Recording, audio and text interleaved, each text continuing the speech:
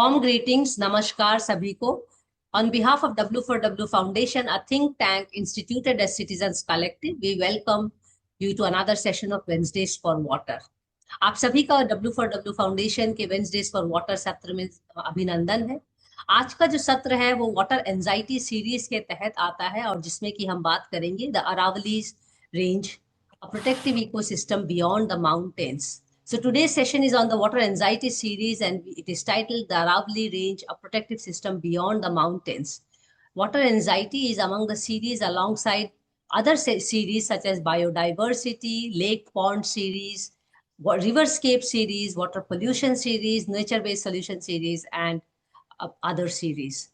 So before we get into the session, एक छोटा सा overview Wednesdays for water अब लगभग 200 सेशंस के करीब है, बट अदरवाइज W4W फाउंडेशन के जो बाकी सत्र भी होते हैं जैसे Monday munching and musing with women for water, Friday waters जिसमें कि reading club, thesis club, water talkies और वाटर आर्ट्स होता है, इन सभी को मिला के हम 425 के सेशंस के आसपास है, making us one of the longest water conversation in the world. As you can notice today, I am talking in bilingual and that is how the session will be today. My name is Mansi Balbharga from the House of W4W and I am also the host for the session. But today the session is special and we have two special guests who are also homecoming for us at W4W. They have been our speakers before, Dr. Rajendra Singh ji, as we lovingly call him Bhai ji, and Dr. Indira Khurana, my dear friend and mentor. Welcome back both of you. आप सभी का इस सत्र में अभिनंदन है. आप यहाँ पहले भी आ चुके हैं, आपको रूल्स ऑफ द गेम मालूम है. पर before I invite Indira Khurana, मैं छोटा सा एक बैकग्राउंड अपनी तरफ से, जो मुझे एंजाइटी है जो देश में हो रहा है, जंगल काटे जा रहे हैं, तालाब भरे जा रहे हैं, नदियों में माइनिंग हो रहा है, ये कब तक चलेगा, कहाँ तक चलेगा. मैं खुद छत्तीसगढ़ की हूँ, जो हसदेव के ऊपर अत्याचार हो रहा है उससे मैं पूरी तरह से वाकिफ हूँ. आलोक शुक्ला जी हमारे सेशन पे आ चुके हैं, जिन्होंने बहुत ही मेहनत किया है हसदेव के लिए. बक्सवाहा हम जानते हैं, मणिपुर में हमने देखा पहाड़ों के ऊपर जो मोनोकल्चर को पुश किया जा रहा है. हम अर्बन एरियाज में भी देख रहे हैं, आरए के साथ हमने देखा कितने साल से लोग कम्युनिटीज फाइट कर रहे हैं. जयपुर में हमने देखा पिछले साल से जो जंगल काट के मॉल बनाया जाएगा. और बहुत ही दुख की बात है कि हैदराबाद के बहुत ही अच्छे कैंपस, ग्रीन कैंपस, 4 धाम जिसमें कि जंगल काट के रोड बनाया, ये कब तक चलेगा, कहाँ तक चलेगा. अब उसमें जब अरावली हैज अराइव्ड, तो अरावली के साथ जो सबसे बड़ा शॉकिंग ये है कि the oldest mountain range in the world, and then how conveniently we go ahead and decide based on a number. तो भाई जी ने तो काफी सारी चिट्ठियां लिखी हैं और सुप्रीम कोर्ट से हम देख रहे हैं कि कुछ अब डेवलपमेंट भी है. सभी के बारे में बातचीत होगा और आज का सेशन हम बाइलिंगुअल ही रखेंगे. तो please feel free, whatever language is suitable to you, because actually nature, water, mountains, forest has no language, but we have to communicate in some language.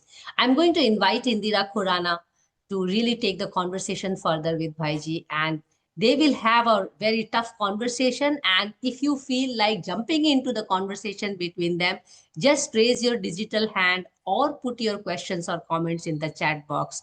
Either myself or Indira is going to invite you, and we are very happy to have you inside the conversation between these two legends. I have lived, actually grown seeing them since I was a little child in the water sector. Thank you so much, both of you. Over to you, Indira. Thank you, Mansi, so much for this very kind introduction and also for this opportunity जिससे हम भाई जी से बात कर सकें और अरावली का जो संकट, अरावली की जो इम्पोर्टेंस है, जो उसकी नेसेसिटी है, उसके बारे में जरा हम भाई जी से सवाल पूछ के उनके नज़रिए से, क्योंकि 50 साल से ऊपर उन्होंने अपनी जिंदगी लगा दी है अरावली पे. और जैसे कि उन्होंने अपना पत्र जो चीफ जस्टिस ऑनरेबल सीजीआई को लिखा, उसमें भी उन्होंने लिखा कि मैं अरावली पे कई दशकों से काम कर रहा हूँ and I am going to continue to work for the Aravalli. So there was a lot has been happening actually ever since that judgment came out on November 20th, and so lots of things have happened and a lot of people have looked at different perspectives about, if this new ruling comes into force, what it is going to mean for the Aravalis and the people and all of us and nature. So I requested you if we could have this session and we could have these questions to Bhaiji. And you kindly immediately said, of course, immediately. And Bhaiji also kindly agreed because there's a lot of things going on. Like you said, he's flowing like water. Bhaiji खुद एक नदी है और अरावली के ऊपर भी अभी काम इनका मतलब अच्छी वाली जिंदगी चल रही थी, फ्लोइंग, और अचानक ये आ गया ऊपर तो थोड़ा मतलब हाँ, थोड़ी डिसअपॉइंटमेंट है। तो स्टार्टिंग अगर हम अरावली की बात करें, if you talk about this Aravalli mountain ranges और hill ranges, it is really like a कवच। वो एक आर्मर है, एक प्रोटेक्शन है जिसके पनाह में हम सब रहते हैं। नॉट ओनली ये चार राज्य जिसमें जो जिसके थ्रू अरावली गुजरती है, 800 किलोमीटर लॉन्ग माउंटेन रेंज है, पर बाकी देश, बाकी कंट्री उसकी पनाह में, बाकी वर्ल्ड आल्सो एक्चुअली उसकी पनाह में रहता है। डायरेक्टली और इनडायरेक्टली उनको इम्पैक्ट होगा। हम सब जानते हैं ये 1.6 बिलियन इयर्स ओल्ड है, शायद उसके पहले का भी है। बहुत सुंदर है, रिच इन बायोडाइवर्सिटी, बहुत अच्छी लैंडस्केप। डेजर्टिफिकेशन का हमें ये प्रोटेक्शन देता है, मॉनसून रेगुलेशन करता है, और जो मॉनसून के विंड्स आते हैं उसको इंडिया, नॉर्थ इंडिया में वो रेगुलेट करता है, और फिर हिमालय की तरफ भी वो मॉनसून विंड्स को सपोर्ट करता है, उस तरफ वो मॉनसून विंड्स जाए।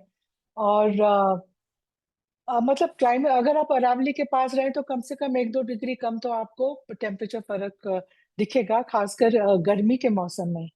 और तो बहुत इसकी मतलब this is just a small fraction of the importance of the pivotal role that the Aravalli plays. Also वो रेगिस्तान को आगे एडवांस करने के लिए प्रोटेक्ट करता है, दिल्ली को एक हद तक, बाकी स्टेट्स को एक हद तक बचाता है। वाटर कंजर्वेशन में इसका बहुत बड़ा हाथ है। जो फ्रैक्चर्ड रॉक्स है अरावली में जो मिलते हैं, उसके उसके अंदर से you have the rain that falls that penetrates through these fractures, it recharges the groundwater. You can see small springs in different places in the Aravali ranges. You can see small rivers that have base flows from this groundwater recharge. ये छोटी छोटी नदियां फिर चंबल को feed करती हैं, जो यमुना को फीड करती हैं। उसके आगे यमुना गंगा में जाती है, और जो फिर फाइनली जाके बे ऑफ बंगाल में गंगा सागर में मिलती है। तो इसका एक बहुत इम्पोर्टेंट महत्व है। और ये डिसेंट्रलाइज्ड वाटर अवेलेबिलिटी में भी इसका, या अरावली का रोल है। जो फॉरेस्ट है वहाँ पे, वो भी क्लाइमेट को स्टेबलाइज करते हैं, वो पानी को स्टेबलाइज करते हैं, फ्लो को स्टेबलाइज करते हैं। जो वाइल्ड लाइफ है, जो बायोडाइवर्सिटी है फॉरेस्ट में, उनको पानी मिलता है। तो हम ये सब जो इसका इतना मतलब हमारा एक धरोहर है ये। और अचानक ये 20 नवंबर में जो जजमेंट आया सुप्रीम कोर्ट का, जहाँ पे उन्होंने कहा कि जो हम सब जानते हैं कि जो भी उनके उसमें रेगुलेशंस थे वो सब आ गया। तो मतलब स्पॉन्टेनियस लोग बाहर निकले, स्पॉन्टेनियस लोगों को बहुत दुख हुआ, अपनी अपनी तरीके से उन्होंने अपना ये दुख को प्रकट किया। You had youth, you had farmers, you had ordinary villagers, Adivasis, experts, scientist, everybody was kind of upset. हालां तक के छोटे छोटे बच्चे रैप गाने भी बनाने लगे अरावली के ये डिस्ट्रक्शन के ऊपर। और बहुत सारी मीटिंग्स हुई, और फिर भाई जी ने 2 पत्र लिखे सीजीआई को, और फिर सुप्रीम कोर्ट ने ये और बाकी भी जो कैंपेन्स हुए इन सबको देख के कि देश में एक बेचैनी फैल रही है इसको लेके, तो उन्होंने सुअम मोटो कॉग्निसेंस लिया, और 29 को उन्होंने अपने ही प्रीवियस ऑर्डर को अबेयंस में डाला और बोला एक एक्सपर्ट कमेटी को फॉर्म करना चाहिए। तो भाई जी से मैं पूछना चाहती हूँ कि ये जो सुप्रीम कोर्ट का अभी मंडे 29 दिसंबर का जो उन्होंने डिसाइड किया कि इस ऑर्डर को अभी अबेयंस में रखते हैं और एक एक्सपर्ट कमेटी को फॉर्म करते हैं, उसमें आपके क्या विचार हैं भाई जी? The भाई जी Aravali, हाँ, yes, ji. Aravali is the oldest heritage of India.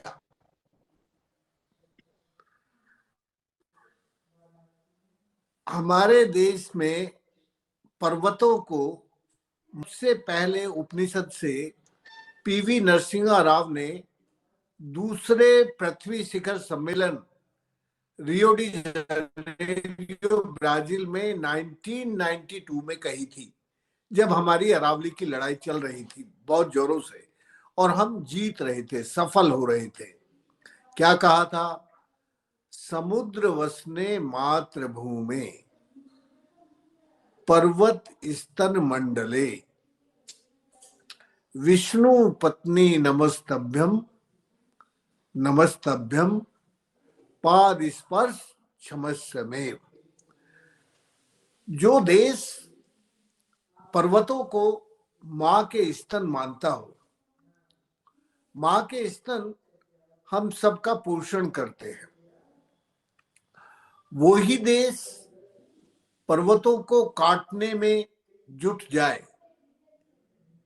पर्वतों को नष्ट करने में जुट जाए, और वो ही उच्चतम न्यायालय जो 2025 तक 90 से लेके 1990 से लेकर 2025 तक the all decision for the protection of Aravali by Supreme Court, the all judgment, all decision.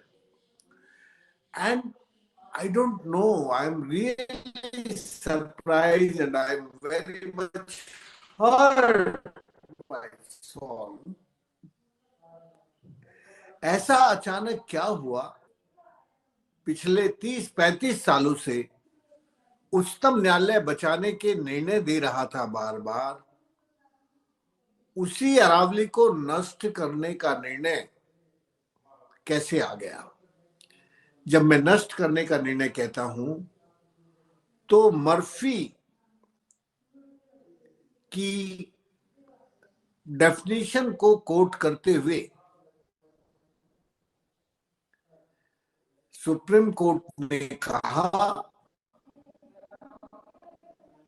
कि as per the definition of Murphy of mountains and no mining there, no goes there, but the rest of mining they can do mining. Rest of the Aravali they can do mining.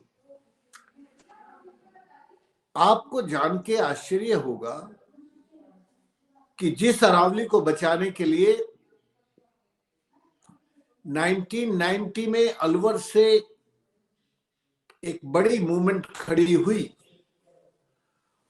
और 94 तक आते आते पूरी अरावली के चारों राज्यों में legal और इलीगल 28,000 माइन 28,000 माइंस क्लोज्ड। 1993 में हमने फिजिकली महात्मा गांधी के जन्मदिन से लेकर 22 नवंबर तक पूरी अरावली में यात्रा करके अलग अलग समूहों में, पहाड़ियों में, सब दिल्ली में मिले थे। तब हमें बहुत आनंद हुआ था कि हम पूरी अरावली को प्रोटेक्ट करने के लिए माइंस बंद करा सके। You listen and surprise. The same Alwar district today, the 31 mountain hills, the 31 hills of the Alwar district खत्म हो गई हैं। जिस अलवर से अरावली को रिजुनेट करने की मुहिम सतत कॉन्टिन्यूअसली 5 दशक में चली हो, उसी अरावली को कितनी तेजी से नष्ट किया गया। 20 नवंबर के जजमेंट में क्लियरली लिखा था कि अब कोई नई लीज नहीं दी जाएगी, लेकिन उसके बावजूद 2 2 दिसंबर से 18 दिसंबर तक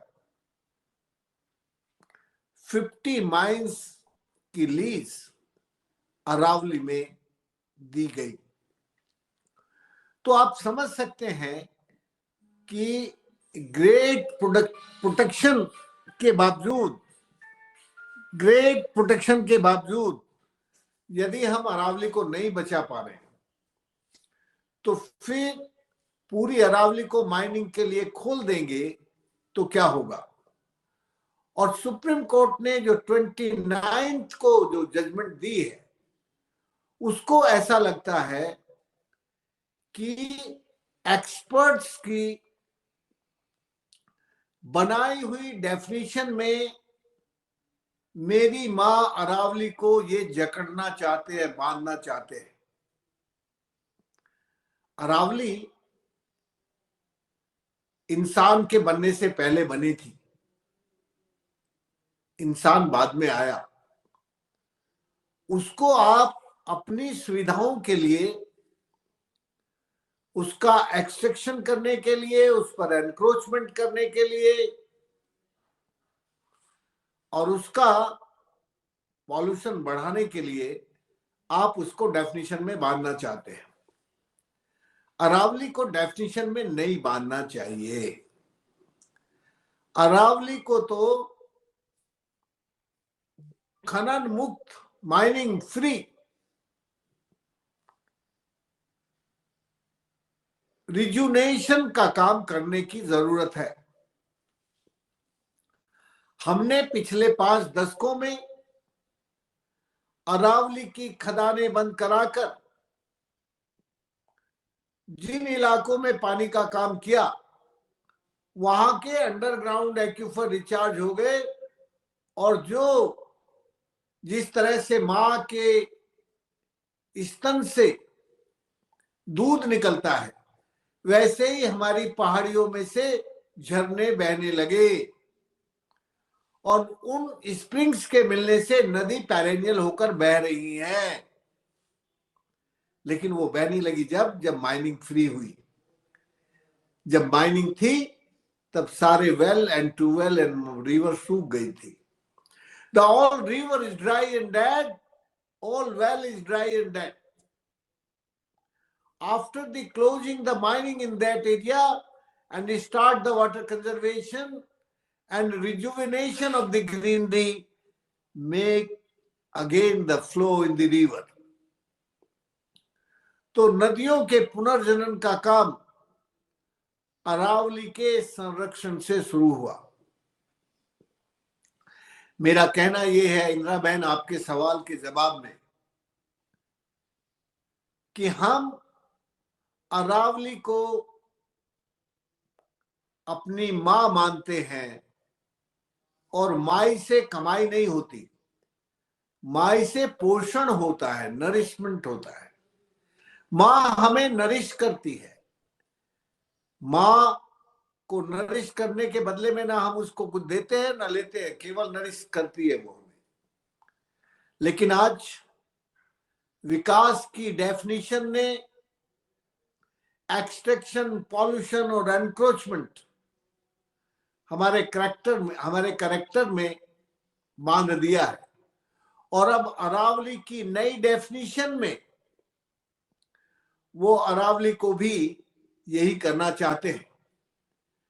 अरावली को नई डेफिनेशन वो इसलिए देना चाहते हैं कि उन्होंने एक शब्द यूज किया 29 को, सस्टेनेबल माइनिंग। अरे माइनिंग जैसी चीज कोई सस्टेनेबल हो सकती है क्या? माइनिंग कदाचित सस्टेनेबल हो सकती है क्या? माइनिंग एक जीवंत, एक लाइफ को काटती है, किल करती है, हत्या करती है, खत्म हो जाता है। हम भारत के लोग सनातन में विश्वास रखते हैं। सनातन का मतलब होता है सदैव नित्य नूतन निर्माण। सनातन शास्त्रों में कहा जाता है चरे वेती आदि अनंतः, चलते रहो, इसका ना आदि है ना अंत है, वो सनातन है। तो हम जो हमारा अरावली पर्वत है, उसमें यदि हम सनातन सदैव नित्य नूतन निर्माण का काम करेंगे तो हमारी अरावली रिजुनेट होगी और बनी रहेगी, और अरावली बनी रहेगी तो हम भी बने रहेंगे। यदि अरावली नहीं रहेगी तो हम नहीं रह सकते। हम लोगों को अरावली को जीवित करना है और इस एक्सपर्ट्स की क्रिएट की हुई नई डेफिनेशन से अरावली को मुक्त रखना है। अरावली जी को मेरा जी जी जी नहीं बोलिए। को मेरा आपसे ये, क्योंकि हम एक्सपर्ट कमेटी की बात कर रहे हैं, तो एक सवाल यहाँ पे आता है, और इसमें चैट बॉक्स ने भी मानसी ने 2 क्वेश्चन पूछे हैं। कि एक तो क्वेश्चन पूछा कि इतनी जल्दी क्यों ये डिसीजन आया, और सिर्फ माउंटेन्स नहीं, डेजर्ट जैसे बाड़मेर जैसलमेर में वहां पे भी पेड़ काटे जा रहे हैं। और एक दूसरा सवाल था कि मानसी को लगा कि यहाँ पे माउंटेन्स को फादर, जैसे हिमालय को बाप हिमालय वो मतलब बोलते हैं, और नदी को माँ बोलते हैं। तो ये उनका एक दूसरा प्रश्न था। मेरा एक जो प्रश्न आपको था कि ये जो एक्सपर्ट कमेटी की फॉर्मेशन का सुप्रीम कोर्ट ने कहा है कि अलग अलग, मेरी अंडरस्टैंडिंग है कि अलग अलग जो एरियाज हैं उसमें शायद एक्सपर्ट चुनेंगे, वो चाहे फॉरेस्ट हो, जियोलॉजिकल सर्वे हो, सर्वे ऑफ इंडिया हो। एक मेरा तो ठीक है, इनके पास डेटा होता है, इनके पास उनकी एजुकेशन वो सब चीजें होती है, पर जो जमीन पे काम करता है, जो who is living the Aravallis, who is living with the Aravallis, और ऐसे बहुत सारे आ, लोग हैं, राजस्थान का उदाहरण ले या गुजरात का उदाहरण ले, जो कितने सालों से अरावली में काम कर रहे हैं, लोगों के साथ काम कर रहे हैं, उनकी आजीविका बढ़ा रहे हैं, वहां जो लोग उनकी डिग्निटी बढ़ा रहे हैं। तो वो समझते हैं, जो ये अरावली पानी, हरियाली, लोग, जो इनका जो रिलेशनशिप है, वो सब समझते हैं। क्या ऐसे लोगों का भी इस आपको लगता है इस एक्सपर्ट कमेटी किसी को लेगी, या इनकी कोई वहां पे जरूरत है? देखिए, सुप्रीम कोर्ट के 29th के ऑर्डर को यदि हम पढ़ेंगे तो उसमें से एक बात साफ समझ में आती है कि ये सस्टेनेबल माइनिंग के प्लान को जो बार बार उभार रहे हैं, उसमें इनका लक्ष्य है कि माइनिंग से, माई से कमाई करना, माई के स्तनों को काट के बेचना, और उसी कमाई में से, उसी कमाई को करने के लिए ये सब आर्टिकुलेशन कर रहे हैं।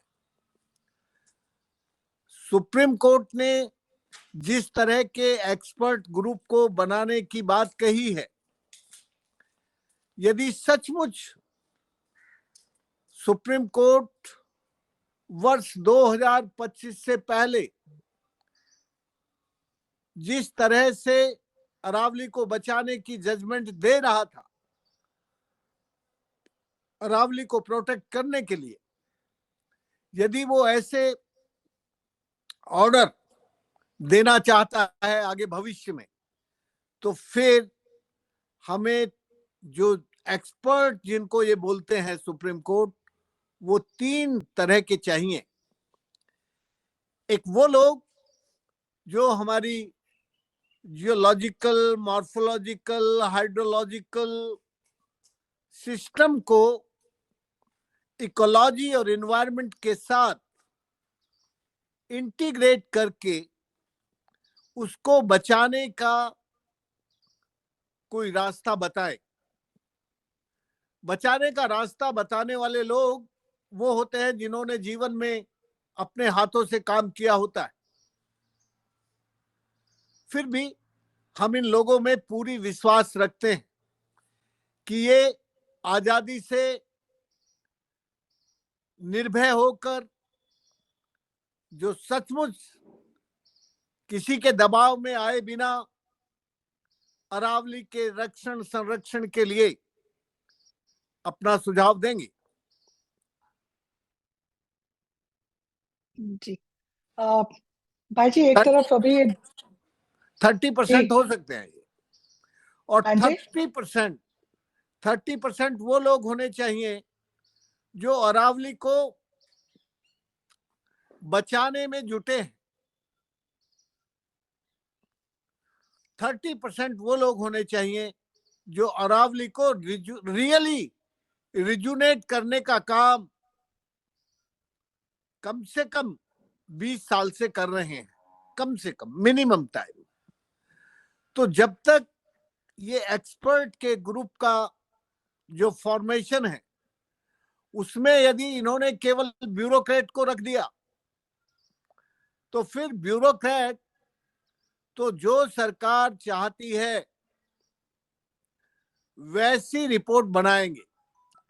फिर ये जो मर्फी की जो डेफिनेशन इन्होंने ऑर्डर में दी है, फिर ऐसे ही एक्सपर्ट की डेफिनेशन आएगी। इसलिए मैं इतना ही कहूंगा कि हमारी सम्माननीय सुप्रीम कोर्ट को एक्सपर्ट का ग्रुप फॉर्मुलेट करते वक्त सरकारी अफसरों को ना लेके आए, सरकारी अफसरों से मुक्त रियल जो अरावली को इकोलॉजिकली, इन्वायरमेंटली, हाइड्रोलॉजिकली, मॉर्फोलॉजिकली समझते हैं ऐसे लोग, और जो अरावली को बचाने के लिए जिन्होंने सुप्रीम कोर्ट में लड़ाइयां लड़ी हैं वो लोग 30%, और 30% वो लोग जिन्होंने रियली अरावली को पुनर्जीवित करने का काम मिनिमम 20-30 ईयर से कर रहे हो। मैंने मिनिमम लाइन दी है, मैक्सिमम नहीं। इसलिए यदि एक्सपर्ट्स के ग्रुप का फॉर्मेशन सुप्रीम कोर्ट को करना है तो फिर इस प्रकार करेंगे तो हमारी अरावली को बचाने के लिए एक जो सेंस है वो उभर कर सामने आएगी, और फिर अरावली के लोग अरावली को रिजुनेट करने के काम में जुट जाएंगे। इंदिरा बहन जी भाई जी, एक और प्रश्न था। एक तरफ अभी आपने भी जैसे कहा, और जो भी राजस्थान में गया है और बाकी स्टेट्स में भी गया, तो हमने देखे इतने बड़े बड़े जैसे यहाँ से एक पहाड़ी है, यहाँ से एक पहाड़ी है, अरावली की बीच में गैप। आपने कहा है कि अलवर में 30 हिल्स तो डिसअपियर हो गए। तो एक तरफ तो ये, दूसरी तरफ ये सुप्रीम कोर्ट के ऑर्डर में इकोलॉजिकल इंटेग्रिटी की बात हुई है, और आपने भी अपने पत्र में इकोलॉजिकल इंटेग्रिटी को मेंटेन करने की बात हुई। तो एक तरफ चाहे, एक तरफ ये जहाँ पे उखाड़ उखाड़ के बीच से आप ले जाओगे, दूसरी तरफ इंटेग्रिटी की बात कर रहे हो।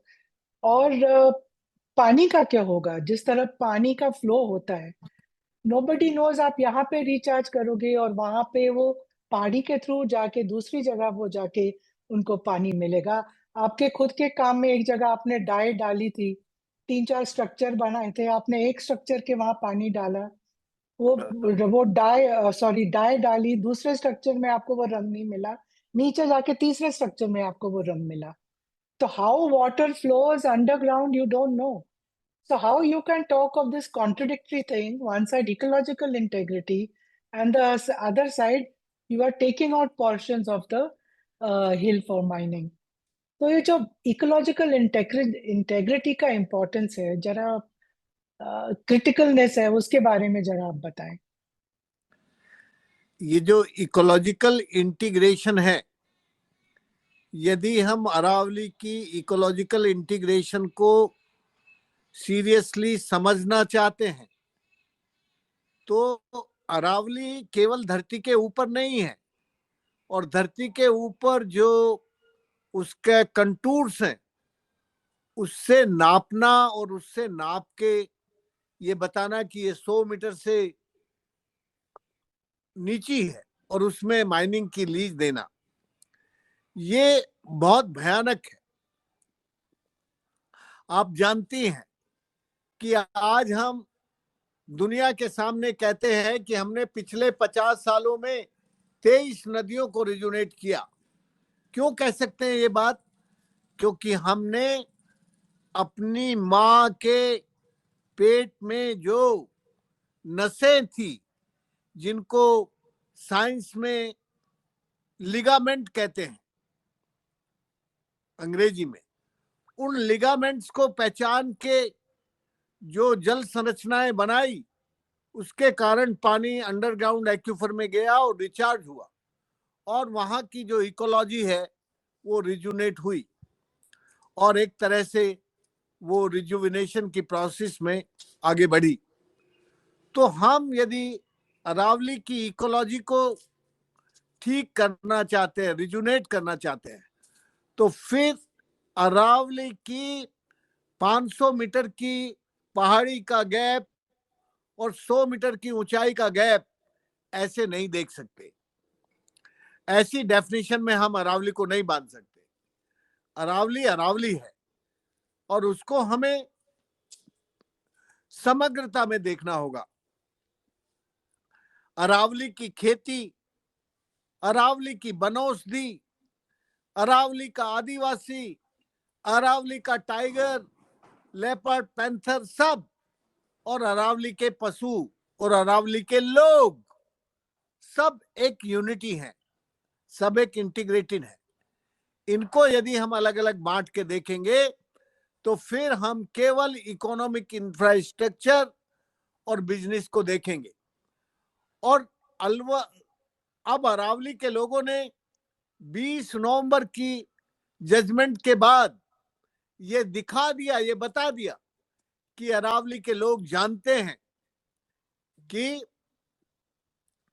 हमारी सम्माननीय सुप्रीम कोर्ट और हमारी माननीय गवर्नमेंट, इनकी मंशा क्या है। क्या इनकी मंशा अरावली के चरवाहों, पशुपालकों और किसानों से अरावली की जमीन को छीनकर कुछ चंद परिवारों के हाथ में उनकी कमाई का धंधा बनाने की साजिश है? मुझे लगता है हमारी सम्माननीय कोर्ट इस साजिश को सफल नहीं होने देगी। हमारी सम्माननीय कोर्ट हमारी सबके लिए माननीय कोर्ट, उच्चतम न्यायालय, इसकी रक्षा करेगी। जैसी रक्षा उन्होंने अभी तक की है, अब आगे उससे भी ज्यादा अच्छी रक्षा करने के लिए हमारे सम्माननीय न्यायाधीश इस पर विचार करके इस अरावली को बचाने के लिए नए रास्ते नहीं, पुराने रास्ते खोजेंगे। और पुराने रास्तों में इस देश के जो विजडम कीपर हैं, इस देश के जो इंडिजिनस नॉलेज सिस्टम को जीने वाले लोग हैं, उनसे ये जानने की कोशिश करेंगे कि जब ये माइनिंग शुरू हुई, इस माइनिंग ने हमारी इकोनॉमी की जीडीपी कितनी घटाई। इस अरावली पर्वत में जब हम माइनिंग करके काट देते हैं तो उसको हम दोबारा वैसा नहीं बना सकते, उसमें से फिर दोबारा उत्पादन नहीं हो सकता। अरावली के ऊपर की घास हमारी गाय, भैंस, बकरी को, हमारे पशुपालकों को सहारा देती है। इसलिए वो जो उसकी समृद्धि है, उस समृद्धि को माइनिंग की इकोनॉमी में एक साथ, माइनिंग में एक बार काट के, जैसे सोने का अंडा लेने के लिए मुर्गी को काट देते हैं, ऐसे ही अरावली को एक बार काट के उसमें से कमाई करके हम अपने देश की समृद्धि नहीं कर सकते।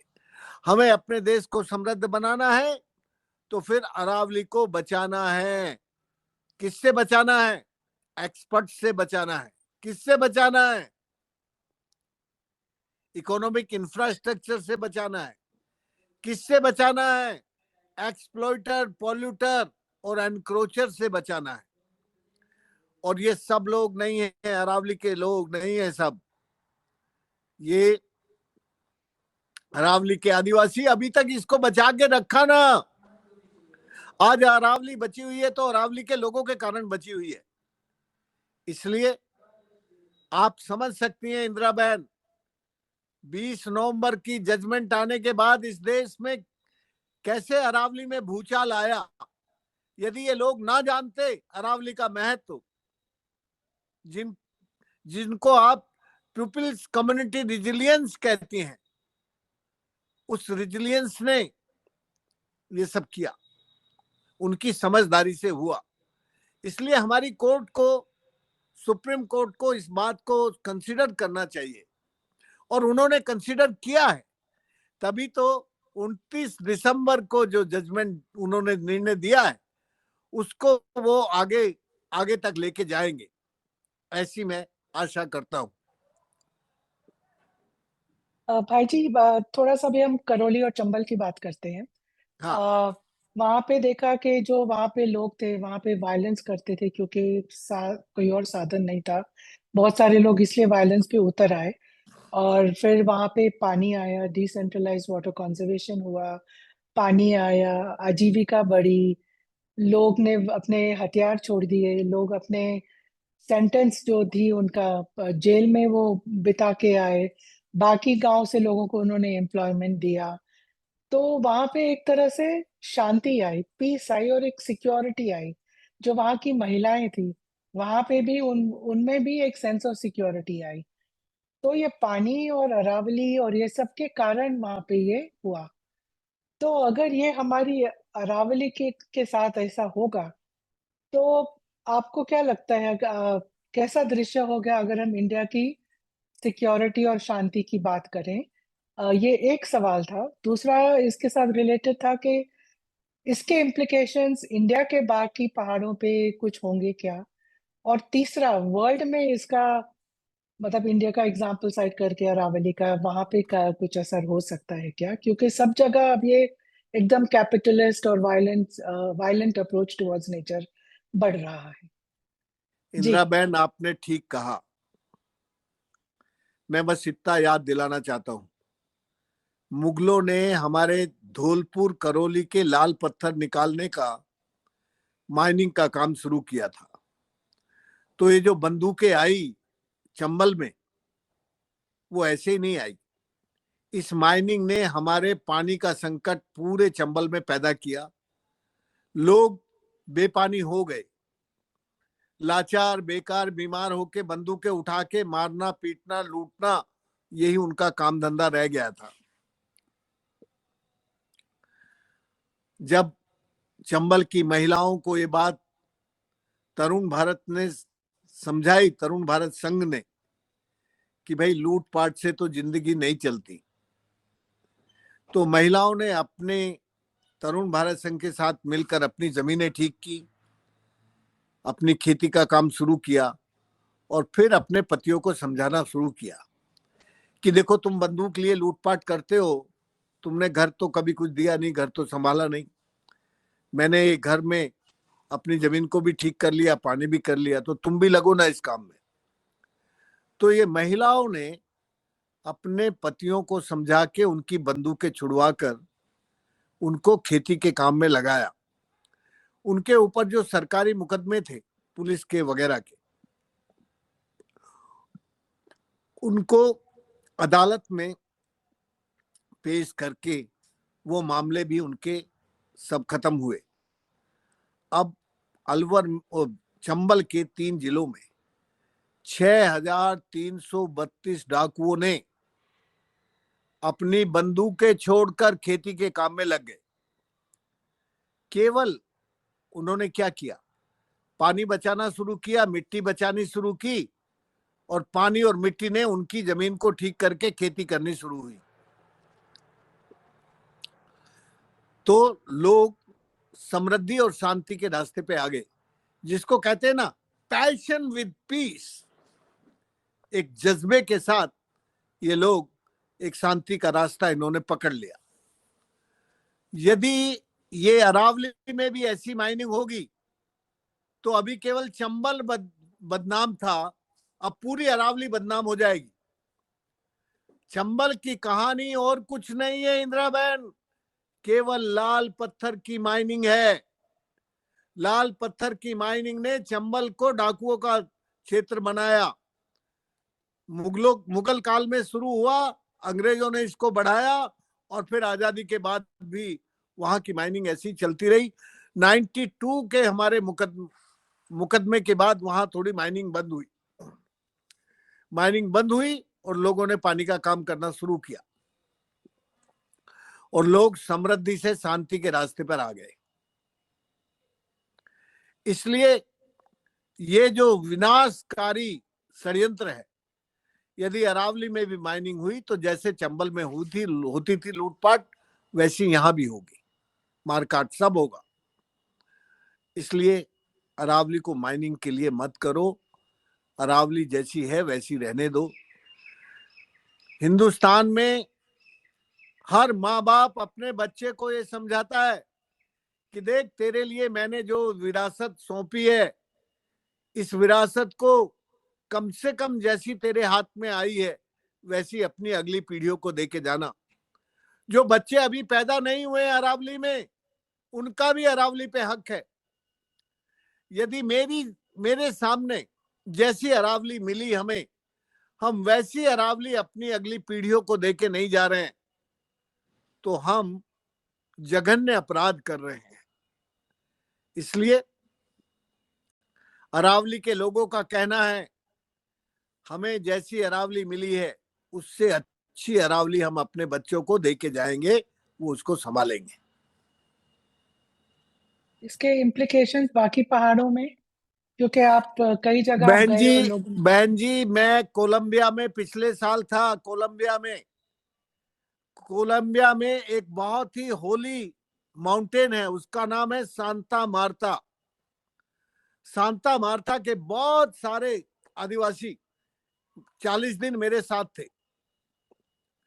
मैं उनको बराबर अरावली का उदाहरण देता था कि देखो, हमारी उच्चतम न्यायालय ने, हमारी सुप्रीम कोर्ट ने एक पूरे माउंटेन सिस्टम को बचा दिया और फिर हमारी सरकार ने भी 7 मई 1992 को नोटिफिकेशन करके हमने अरावली को हरा भरा बना दिया, ओल्डेस्ट माउंटेन सिस्टम को। सांता मार्ता में भी बड़े बड़े उद्योग आ रहे थे, तो वहां के लोगों ने इस बात को सुन के संगठित होकर सत्याग्रह शुरू कर दिया। वहां की पीस कम्युनिटी उसके लिए यूनाइट हुई और वो माइनिंग बंद कराई। तो अभी तक अरावली दुनिया को सिखा रहा था, अब अरावली से दुनिया के पहाड़ों की बर्बादी शुरू होगी, हिंदुस्तान के पहाड़ों की बर्बादी शुरू होगी। वेस्टर्न घाट, सतपुड़ा, सह्याद्री, इन सब में ये बर्बादी आएगी। इसलिए इसका असर पूरी दुनिया पर होगा। अभी ये सारी उम्मीदें सुप्रीम कोर्ट पे टिकी हुई है और होप करते हैं कि वो इसके समझेंगे। इंदिरा बहन, नहीं, बिल्कुल नहीं। ये उम्मीदें अरावली के लोगों पर टिकी हुई है। सुप्रीम कोर्ट ने जो कुछ किया 29 तारीख को, यदि अरावली के लोग ना करते तो सुप्रीम कोर्ट ना करता। इसलिए लोकतंत्र में लोगों पर उम्मीदें रखनी होती है। मैं तो अरावली के लोगों पर उम्मीद रखता हूं और सम्माननीय सुप्रीम कोर्ट को लोगों की आवाजें सुनने को मिल जाए। अरावली के आंसू अब सुप्रीम कोर्ट पूछेगा, अरावली के आंसू और अरावली का दर्द सुप्रीम कोर्ट कम करेगा, क्योंकि वो अथॉरिटी है। बट वो अथॉरिटी तो जो कुछ कर चुकी थी 20 नवंबर को, वो यदि होता तो बर्बादी शुरू हो जाती। पर अरावली के लोगों ने खड़े होकर बता दिया कोर्ट को कि नहीं, ऐसे नहीं चलेगा। तो मुझे लगता है कि अरावली के लोग आगे भी ऐसे तैयार हैं। नहीं, वो मेरा नेक्स्ट प्रश्न था आपसे कि अभी आगे क्या करना चाहिए। आगे तो लोगों को अरावली को रिजुनेट करने के लिए, पुनर्जीवित करने के लिए जैसे तरुण भारत संघ ने काम किया ऐसे सब जगह करना चाहिए और लोगों को संगठित होकर हमारे स्कूलों के बच्चे, कॉलेज और यूनिवर्सिटी के बच्चों को ये जो एजुकेशन ने हमारे रिश्ते को डिसइंटीग्रेट किया है, पहाड़ों के साथ, धरती के साथ, प्रकृति के साथ, उन रिश्तों को जोड़ने की मुहिम चलानी चाहिए। और ये जो सत्याग्रह है अरावली को बचाने का, अरावली सत्य है हमारे लिए, सनातन है, उसको बचाने के लिए हम सबको खड़ा होना है और हम संगठित होकर अरावली को बचाए और अरावली को पुनर्जीवित करने के लिए अरावली की मिट्टी, पानी, हवा सबको ठीक रखने के कामों में अपने अपने क्षेत्रों में जुट जाए। बस यही कहना है।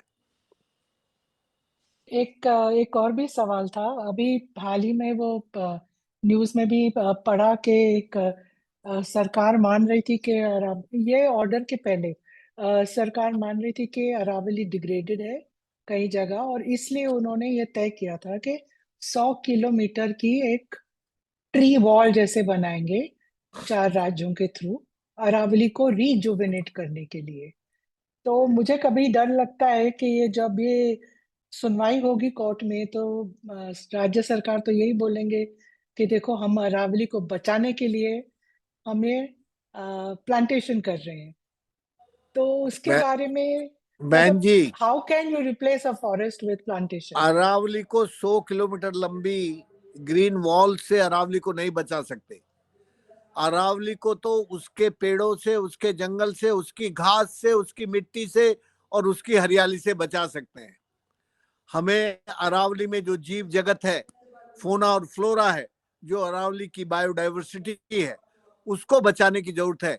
ये जो वॉल है ये तो बिल्कुल वैसी आर्टिफिशियल है जैसी आदमी लगाता है। हम लोगों को अरावली के ऊपर जो पौधे हैं उनको बढ़ाने के लिए जहां तहां प्लांटेशन करना है कर सकते हैं, नहीं तो बीज बखेर सकते हैं। उसको बचाने के लिए हम अरावली पर जो भी कुछ है उसको बचाने में जुटेंगे तो अरावली की बायोडाइवर्सिटी समृद्ध रहेगी। अरावली में 100 किलोमीटर लंबी ग्रीन वॉल, पेड़ों की वॉल बनाना ये ठीक नहीं है, उचित नहीं है। ये अरावली का जीवन नहीं है, ये अरावली का जंगल नहीं है, ये अरावली की बायोडाइवर्सिटी नहीं है। भाईजी बायोडाइवर्सिटी उसका अपना फोना फ्लोरा होता है, उसको भाईजी ये जो बचाना। अरावली है, does it play a role in climate regulation का तो हमने देख लिया, but in climate mitigation adaptation जरा आपसे सुनना चाहेंगे। और क्योंकि हमारा बहुत सारा फोकस होता है कि महिलाओं पे क्या असर होगा, थोड़ा आपसे सुनना चाहेंगे। इंदिरा बहन, मैं क्लाइमेट चेंज जो हमने किया है पिछले 50 सालों में उसके 2 गीत आपको सुना देता हूं। जब हमने काम शुरू किया था तब हीट वेव चलती थी, न घास था न हरियाली थी, और बादल हीट वेव के कारण ऊपर उठ के आगे बढ़ जाते थे। तब हमारे गांव के बूढ़े लोग लुगाई ये गीत गाते थे, बादल तो आते हैं हर साल मेरे गांव में, पर बरसते नहीं है वो, रूठ कर चले जाते हैं कहां हम नहीं जानते। जिस दिन से बादलों ने रूठना शुरू किया मेरा बेटा और बहू भी रूठ कर दिल्ली चले गए। अब ना मेरे खेत में हरियाली है ना मेरे कुएं में पानी है, तो मेरे बुढ़ापे में खुशहाली कहां। ये उजड़े हुए नंगे वीरान माइनिंग के कारण हीट वेव के अरावली की कहानी है। फिर जब ये माइंस बंद हुई हमारे इलाके में और लोगों ने कंजर्वेशन का काम किया, जोहड़ तालाब जंगल बचाने का काम किया, तब गीत बदल गए। अब क्या गाते हैं वो, अब बादल आते हैं मेरे गांव में, रूठते नहीं है वो, बरसते हैं हमारे खेतों पर। पानी आ गया है मेरे कुएं में, जिस दिन पानी आया मेरे कुएं में मेरा बेटा बहू और मेरी पोती लौट आए हैं घर। अब करते हैं वो खेती, खेतों में है हरियाली, कुएं में है पानी, मेरा बेटा और बहू और बच्चे हैं मेरे साथ, अब मेरे जीवन में आ गई है खुशहाली। तो ये जो कम्युनिटी रिजिलियंस है, ये कम्युनिटी रिजिलियंस के कारण ही ये जलवायु परिवर्तन का अनुकूलन और उन्मूलन हुआ, जिसको आप मिटिगेशन और अडेप्टेशन कहते हैं, वो लोगों ने जमीन पर करके दिखाया है। और किसी को समझना और देखना है तो यूएन सिस्टम में भी देखें, 2015 से पहले कोई भी पानी की बात नहीं करता था। पहली बार तरुण भारत संघ ने water is climate and climate is water इस स्लोगन के साथ पेरिस में कोप 21 में इस बात को उठाया और फाइनली यूएन को ये बात माननी पड़ी। हमारा छोटा सा काम है, लेकिन इसने ग्लोबल पॉलिसीज को बदलने का बड़ा काम किया है। मैं बस इतना ही कहना चाहता हूं इंदिरा बहन कि हम अरावली के बचाने में अब आप भी जुट जाइए और हम सब जुट जाएं। आप तो जुटी हुई हैं, हम सब जुट जाएं और अब अपने स्कूल के बच्चों को, कॉलेज के बच्चों को, विद्यार्थियों को, सबको अरावली के साथ जोड़ने का काम शुरू करें। मेरा कुछ लोग इंतजार कर रहे हैं, मुझे उनके साथ बात करनी है, बहुत दूर से आए हैं। तो आप भाई जी यदि 5 मिनट, अगर किसी का सवाल हो, मानसी का, किसी का, बस 5 मिनट और दीजिए। अच्छा चलिए पूछ ठीक है, लीजिए जल्दी से। लेकिन बहन जी हाँ हाँ, बहुत देर बहुत से बहुत बैठे हैं वो धन्यवाद। दोनों पति पत्नी जी। बिल्कुल। Indira, if you allow me, मैं Yes, एक please. ओपन कर देती हूँ फ्लोर। जी Thank you so much, Indira, for taking this conversation. I think we will open the floor for people to ask question or comment if you have, or for Bhaiji or for Indira for that matter, or to W for W in short. And while you are thinking, I have a simple question, Bhaiji, आपसे मुझे पूछना था। ये जो पिछली जी committee थी और जो अब कमेटी बनेगी, ये कमेटी फॉर्मेशन में कोर्ट का कितना रोल रहता है और उसकी क्राइटेरिया कैसे बनाई जाती है? क्योंकि मैं सबसे पहला सवाल तो आपसे ही पूछ रही हूँ यही कि क्या आप कमेटी में हैं? क्योंकि आपने तो अपना पूरा जीवन अरावली पे लगा दिया, आप कमेटी में नहीं है तो कैसे कमेटी है? मानसी बहन आप तो अरावली को प्यार करती हैं, इसलिए अरावली के लोगों को भी प्यार करती हैं, इसलिए आपका सवाल तो बहुत बहुत गहरा है। इस सवाल का जवाब मेरे लिए थोड़ा मुश्किल है देना, लेकिन मुझे इतना ही कहना है कि ये जो कमेटी बनाने का काम है, ये सब सुप्रीम कोर्ट के हाथ में होता है। लेकिन सुप्रीम कोर्ट कभी कभी गवर्नमेंट को ये जिम्मा दे देता है, और गवर्नमेंट तो बस सेल्फिश है डेवलपमेंट की, और ये जो ग्रीडी डेवलपमेंट है वो केवल डिस्ट्रैक्शन, डिस्प्लेसमेंट और फाइनली डिजास्टर करने में जुटा है। इसलिए पहली कमेटी जो थी उसमें ज्यादातर सरकारी लोग थे, इसलिए वो रिजेक्ट हो गई। अब जो बनाएंगे, मैं समझता हूं उसका फॉर्मेशन 30% रखेंगे। जी, आपने ऐसा और बताया। जी वो रखेंगे तो तो ये आजादी से ठीक सलाह दी जा सकेगी अरावली को बचाने की। जी, क्योंकि हम अरावली एक बायोडाइवर्सिटी हॉटस्पॉट की बात कर रहे हैं, तो कमिटी में अगर इकोलॉजिस्ट नहीं है, हाइड्रोलॉजिस्ट नहीं है, माउंटेन स्पेशलिस्ट नहीं है, हिमालय स्पेशलिस्ट होते हैं, अरावली स्पेशलिस्ट भी हैं, तो मुझे ये हमेशा जिज्ञासा रह जाएगी कि कमिटी में है कौन? लॉयर है, डॉक्टर है, इंजीनियर है, बिजनेसमैन है, पॉलिटिशियन है, तो स्पेशलिस्ट कहाँ है? तो ये सवाल तो खैर आपने बिल्कुल सही कहा, गहरा है। बट मुझे एक और सवाल पूछना है, and this is the last chance for you to also ask him question, and I'm just filling it up. I have many questions to be honest, but I'm just keeping it simple for him. He has been talking for more than an hour now. भाई जी, एक आखिरी सवाल है आपसे कि जब हम mountain को डेजिग्नेट किया हुआ है अरावली को, तो ये हम सुप्रीम कोर्ट इंस्टेड ऑफ उसको एक्ट की तरफ ले जाने की से कंप्लीटली अलग डी डेजिग्नेट करने के लिए जो 100 मीटर का आंकड़ा आया, ये ऑलमोस्ट माउंटेन को डी डेजिग्नेट करने का तरीका हुआ 1992 के वर्डिक्ट से देखें तो। पर 1992 के पहले भी डिस्कशन हुआ है अरावली पे, अगर मैं देखती हूँ उसका हिस्ट्री में post independence.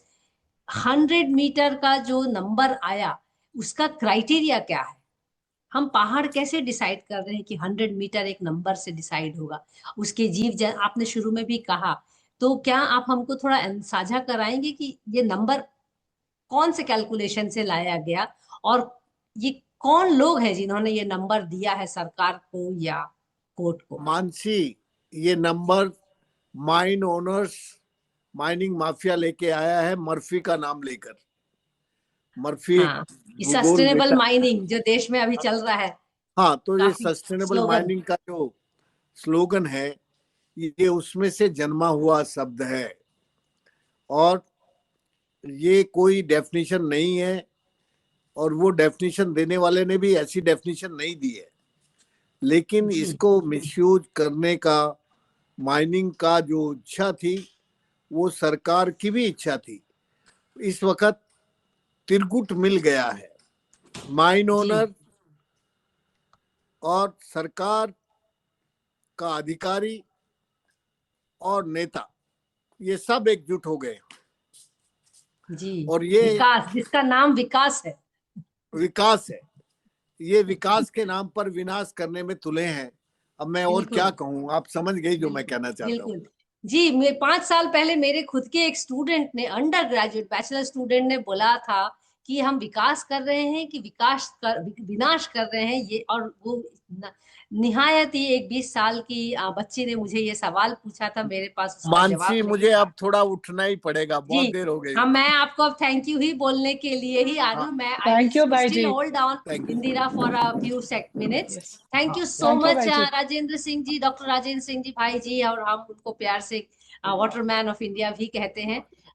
Thank you so much all of you, but we are still around, and before we let you go, we would like to announce that and it's a new year, but new year also starts with our natural flow, as we have been flowing for last 4 years and half in the session. But W for W on December 31st completes its 5 years of existence, but 4.5 years of doing this series, and we are now 425 sessions old.